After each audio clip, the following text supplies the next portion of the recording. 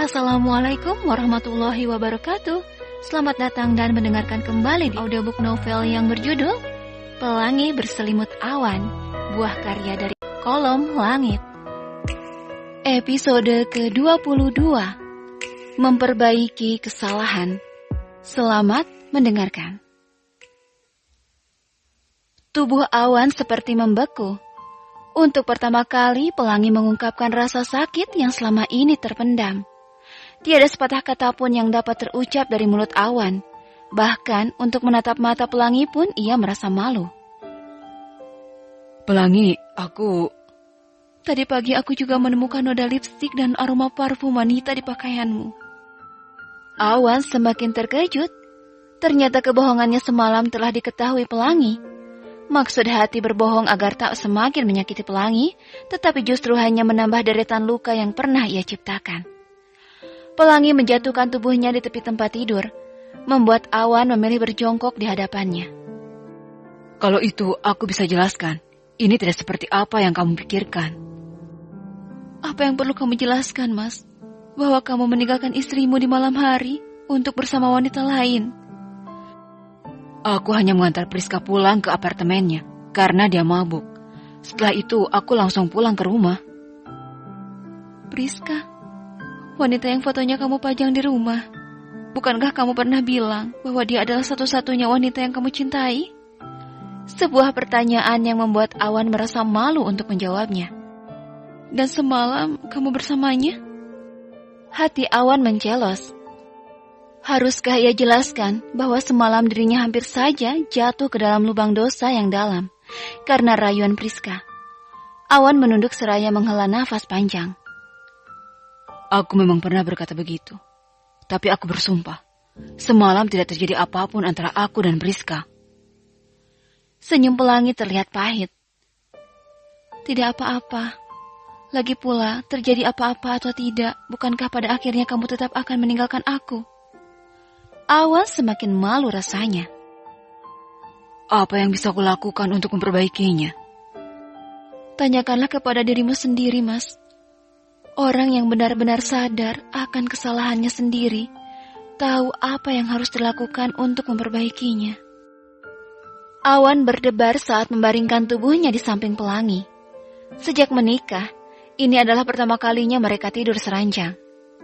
Sebenarnya tadi Awan ingin tidur di lantai dengan beralaskan karpet.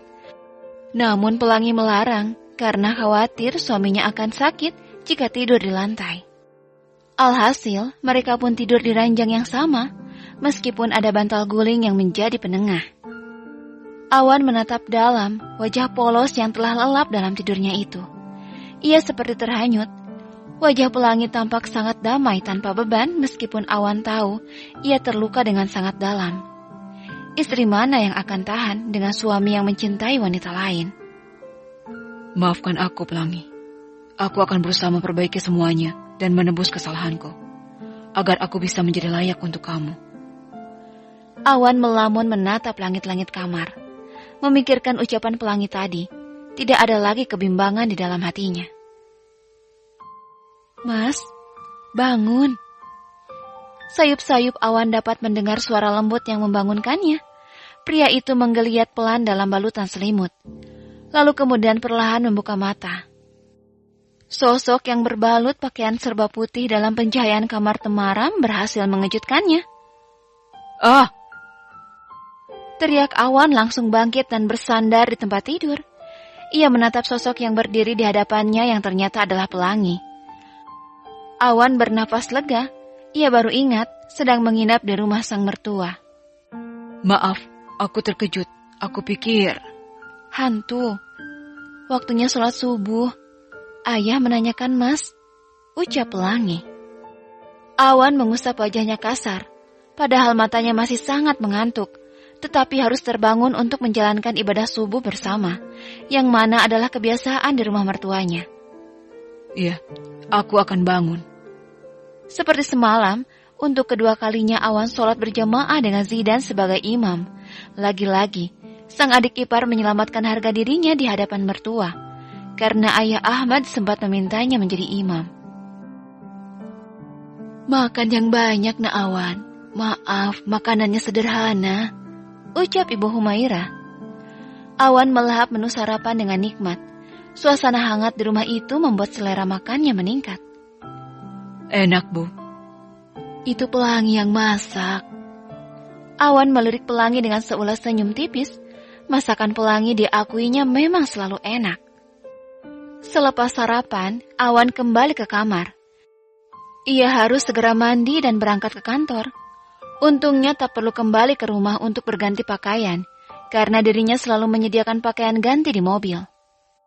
Pelangi, panggil Awan dari arah kamar mandi. Pelangi yang sedang menyapu di ruang tamu langsung masuk ketika mendengar panggilan suaminya. Ada apa, Mas? Tanyanya sambil berdiri memegang sapu di depan pintu kamar mandi. Aku lupa membawa handuk, bisa tolong ambilkan? Satu hal yang merepotkannya, kamar mandi di rumah Pelangi hanya ada satu, yaitu di dekat dapur. Dan sudah merupakan kebiasaan Awan yang selalu lupa membawa handuk ke kamar mandi. Iya, sebentar aku ambilkan. Pelangi pun kembali ke kamar, mengambilkan handuk untuk sang suami. Ketika Awan keluar, Pelangi menunduk malu saat melihat bentuk tubuh suaminya yang hanya terbalut handuk. Awan bergegas kembali ke kamar Pelangi yang letaknya paling ujung, melewati ruang keluarga, di mana Ayah Ahmad sedang menikmati secangkir kopi dengan sebuah koran di tangannya. Sontak, pria parubaya itu terkejut melihat punggung sang menantu yang dipenuhi dengan tato. Astagfirullahalazim, gumamnya dalam batin. Ia hanya melirik Zidan, namun tak memberi komentar apapun. Berbeda dengan Zidan yang sudah tak heran lagi, pemuda itu pun berusaha bersikap santai di hadapan sang ayah. Jangan dipikirkan, Ayah. Ingat, Ayah punya riwayat jantung. Zidan yang tadinya ingin mengadukan kondisi rumah tangga kakaknya, mengurungkan niatnya, mengingat sang ayah yang memiliki riwayat jantung. Ayah Ahmad menatap Zidan. Apa kamu tahu sesuatu yang Ayah tidak tahu? Bersambung. Terima kasih sudah mendengarkan. Mohon maaf jika ada salah kata yang dah berucapkan. Sampai jumpa lagi di episode selanjutnya. Wassalamualaikum warahmatullahi wabarakatuh.